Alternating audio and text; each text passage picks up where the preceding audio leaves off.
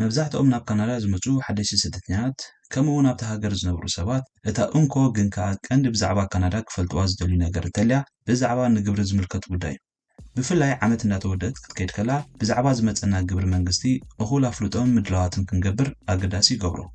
መንግስቲ ካናዳ ዘውጽኦ ሓድሽ ናይ ግብሪ ለውጥታት ኣብ 2026 ከመይ ከም ዝጸልወና ድማ ሓቢርና ንራእዮ። As we approach 2026, it's time to check out changes from the Canada Revenue Agency. ሰላም ዝኸበርኩም ተኸታተልቲ ናይዛ መደብ ከመይ ቀኒኹም? ናይ ሎም መደበይ ብዛዕባ ዓመታዊ ግብሪ ካናዳ 2026 ዝምልከት ክኸውን እዩ። ክሳብ መወዳእታ ናይዛ መደብ ተዓዚብኩም ሕቶ ወይ ርእይቶም ዘለወኩም ኣብ ቦታ ኮመንት ክደፍሉ ኢኹም። ሰናይ ምክትታል። ከምቲ ኣብ ብዙሕ ኣጋጣሚታት ንሰምዖ ኣብ ካናዳ መጠን ግብሪ መንግስቲ ኣዝዩ ብዙሕ ምዃኑን እቲ ሲስተም ንሰብ ትካላትን ንሰብ ሃብትን ጥራሕ ዘረብሕ ምዃኑ እዩ። ገለ ኣብ ማሕበራዊ ሚድያን ጋዜጣን ዝነጥፉ ትካላት ከይተረፉ ገምጋም ናይቲ ነበርቲ ካናዳ ዝኸፍልዎ ግብሪ መንግስቲ ካብ 40 ክሳብ 50 ሚእታዊት ካብ ዓመታዊ ኣታዊኦም ምዃኑ እዩ። እዚ ከዓ ንብዙሓት ሰባት ጌጋ ርድኢት ኣብ ናይ ታክስ ሲስተም ክሕዙ ዓብ ተራ ተጻዊት እዩ።